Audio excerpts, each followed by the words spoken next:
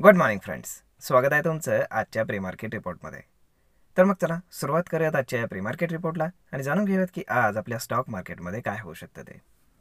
त्याआधी तुम्ही जर चॅनलवरती नवीन असाल तर चॅनलला सबस्क्राईब करायला विसरू नका आणि डिस्क्रिप्शनमध्ये लिंक आहे त्यावरती क्लिक करून आपलं फ्री ऑफ कॉस्ट डीमॅट अकाउंटही ओपन करायला विसरू नका. तर मग चला सुरुवात करूयात आजच्या या भागाला. मित्रांनो, काल रात्री US मार्केटमध्ये प्रचंड फॉल आलेला आहे, चांगल्यापैकी फॉल आला आहे. आता त्याच्यामागचं बेसिकली रिझन काय ते लक्षात घ्या. तर आज आहे 4 मार्च आणि आजचा दिवस फार महत्त्वाचा आहे, कारण ट्रम्पने जे काही टॅरिफ अनाऊन्स केलेले आहेत तर ते आजपासून इम्प्लिमेंट होणार आहेत. चायनावरती 10% ऑलरेडी आहे, त्याच्यावरती अजून 10% लागणार आहे, प्लस मेक्सिको आणि कॅनडावरती 25% जे त्यांनी अनाऊन्स केलं होतं. परंतु मधल्या काळामध्ये 1 महिन्याच्या काळामध्ये त्यांनी जे होल्ड केलं होतं ना, तर त्यानंतर लोकांना असं वाटलं होतं, म्हणजे सगळ्यांनाच, की ते निगोसिएशनसाठी ते टॅरिफचा यूज करतात आणि एकदा का त्यांचे निगोसिएशन्स कंप्लीट झाले की मग ते टॅरिफ हटवतील आणि मग सगळं काही व्यवस्थित होईल. परंतु तसं काही बिलकुल झालेलं नाही आहे. ओके, त्यामुळे काय झालं आहे की आजपासून ते ॲक्च्युअल इम्प्लिमेंट होणार आहे. त्यामुळे साहजिकच आहे की मार्केटमध्ये US मार्केटमध्ये सेंटिमेंट जे आहे ते एकदम बॅड क्रिएट झालेलं आहे. ओके, आणि त्यामुळे तिथे मार्केट सेल ऑफसाठी आलेलं आहे. त्यानंतर सेकंड बॅड न्यूज अशी आहे ती म्हणजे ते आपल्याला सगळ्यांना माहितीच आहे, झेलेन्स्की आणि ट्रम्प यांचा जो वाद झाला त्याच्यावरनं USनं जी काही एड, म्हणजे आपण काय म्हणतो त्याला, जे पैसे आणि मिलिटरी इक्विपमेंट्स वगैरे जे आहेत जे ते युक्रेनला देत होते तर ते देणं त्यांनी बंद करून टाकलेलं आहे. ओके, फार सडनली. त्यानंतर आता जे युरोपियन युनियन आहे तर ते झेलेन्स्कींच्या मागे उभे राहिले युक्रेनच्या, परंतु विदाऊट US मिलिटरी सपोर्ट ते सस्टेन करू शकत नाही हे त्यांनाही फार चांगलं माहिती आहे. कारण युरोपियन युनियनमध्ये खूप सारे देश जरी असले ना तरी त्यांना सांभाळतो फक्त अमेरिका, त्यांची मिलिटरी, यांच्याकडे काही नाही आहे स्वतःचं. त्यामुळे आता वाद निर्माण झाला युरोपियन युनियन आणि USमध्ये. त्यामुळे ते कॉन्फ्लिक्ट कसा रिझॉल्व्ह करतायत ते पाहणं जास्त गरजेचं आहे. परंतु ट्रम्प कुठल्याही गोष्टीमध्ये माघार घ्यायला तयार नाहीत आणि त्यामुळे मार्केटमध्ये सेल ऑफ आपल्याला पाहायला मिळतो आहे.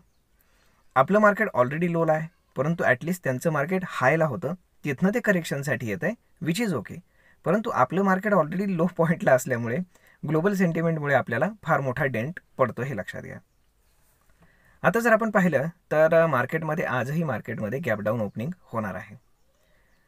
मार्केट इटसेल्फ 22,000च्या खाली आज ओपनच होतं आहे. त्यामुळे साहजिकच आहे की 22,000वरती जे कॉल रायटर्स आहेत ते प्रचंड कॉल रायटर्स येऊन बसतील. त्यामुळे आता 22,000 हाच एक इटसेल्फ रेझिस्टन्स होऊन जाईल. त्यामुळे आजचा दिवस फार महत्त्वाचा आहे. बुल्स येत आहेत का डिफेंड करण्यासाठी की मग नाही येत ते पाहणं जास्त गरजेचं आहे. कारण सपोर्ट आहे 21,800ला आणि तो जर ब्रेक झाला तर सरळ 21,250 ते 300च्या दरम्यान मार्केट जाऊन थांबेल. त्यामुळे ती गोष्ट फार भयानक असेल, कारण ते एकदम प्युअर सेलिंग असेल, प्युअर सेलिंग. कारण तिथे तुम्हाला डोमेस्टिक इन्स्टिट्यूशन्स असतील, त्यानंतर फॉरेन इन्स्टिट्यूशन्स असतील, रिटेल पीपल्स असतील, तर ते सगळे तुम्हाला सेल करताना दिसतील. कारण यामध्ये प्रचंड लॉसेस होणार आहेत हे लक्षात घ्या. त्यामुळे आज जर मार्केट 22,000च्या वरती क्लोज करू शकले बुल्स, तर आपण होप धरू शकतो की मार्केटला ते 22,000वरती ॲटलिस्ट डिफेंड करण्याचा प्रयत्न करतील, जोपर्यंत एखादी गुड न्यूज येत नाही तोपर्यंत.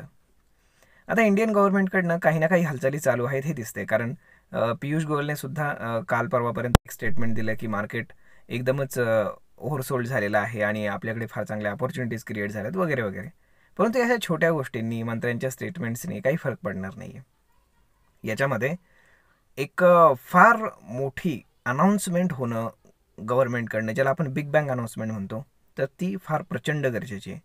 आणि जनरली हे कधी होत असतं, हे आफ्टर मार्केटच होत असतं. हे during the market finance minister कधी येऊन सांगणार नाही, आफ्टर मार्केट ते करणार आणि त्यानंतर सेकंड डेला मार्केट आयदर फार मोठं गॅप ओपन होणार आणि सरळवर निघून जाणार.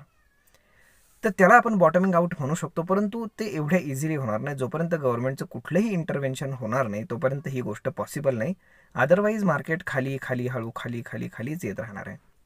कारण हा महिना म्हणजे आता तर मार्च आहे, परंतु हा मार्च झाल्यानंतर येणाऱ्या एप्रिलमध्ये पूर्ण जगावरती टॅरिफ जे आहेत तर ते अनाऊन्स केले जाणार आहेत. ही प्रचंड मोठी गोष्ट आहे. त्यामुळे मार्चच सांभाळता सांभाळण्यानं एप्रिलमध्ये काय होणार. त्यामुळे सिस्टमॅटिक इन्व्हेस्टमेंट हाच एक प्लॅन आहे यातनं एक्झिट करण्याचा. म्हणजेच काय की एखाद्या स्टॉकमध्ये तुम्ही जर SIP चालू केली असेल किंवा सिस्टमॅटिक इन्व्हेस्टमेंट करत असाल, जेव्हा स्टॉक चांगल्यापैकी फॉल होईल त्या मंथमध्ये, तर चांगल्या कंपन्याच्या क्वालिटी कंपनीज आहेत तर त्यांच्यामध्ये तुम्ही सिस्टमॅटिक इन्व्हेस्टमेंट करून याच्यातनं बाहेर पडू शकता. अदरवाईज फार अवघड आहे. तर मग ज्या लोकांनी बेअर मार्केट पाहिलेलं नाही तर त्यांच्यासाठी हा एक धडा आहे. त्यामुळे मार्केटपासून लांब पळण्यामध्ये कुठलाच अर्थ नाही आहे. कारण जर शेअर्स कधी स्वस्तामध्ये मिळालेच नाहीत तर ते महागामध्ये विकणार कसे, बरोबर ना? त्यामुळे ही गोष्ट नेहमी लक्षात ठेवा की असं नाही आहे की हा जो फेज आहे हा आयुष्यभर चालू राहील, कधीच नाही. बुल मार्केट हे तुलनेनं मोठं असतं बेअर मार्केटच्या. आता गेले 5-6 महिने आपण बेअर मार्केट पाहिलं आहे, ओके. त्यानंतर अजून काही काळ जरी हे बेअर मार्केट टिकलं तरीसुद्धा येणारा जो काही काळ असेल किंवा येणाऱ्या काळामध्ये जे काही आपण काय म्हणतो बाईंग होईल ते प्रचंड ह्यूज बाईंग असेल. कारण स्वस्तामध्ये जेव्हा शेअर्स मिळतात ना तेव्हा मार्केट बॉटमिंग आउट होण्याची शक्यता फार जास्त असते. आणि तुम्ही पाहिलं असेल की काही कंपन्यांचे स्टॉक्स हे आता पडणं कमी झालेलं आहे तुलनेनं. काही काही स्टॉक्स जास्त पडत आहेत की ज्यांच्यामध्ये अजून पोटेन्शियल शिल्लक आहे पडण्याचं तेच. परंतु अशा पद्धतीनं आता साहजिकच आहे, कालही FISने पुन्हा सेलिंग केलं आहे. DIs त्याच्या तुलनेत बाय करत आहेत, परंतु सेंटिमेंटमध्ये कुठलाही फरक पडत नाही आहे, हे लक्षात घ्या. त्यामुळे याच्यामध्ये गव्हर्नमेंटच्या इंटरव्हेन्शनशिवाय काहीही होऊ शकत नाही हे मात्र सगळ्यांना माहीत आहे.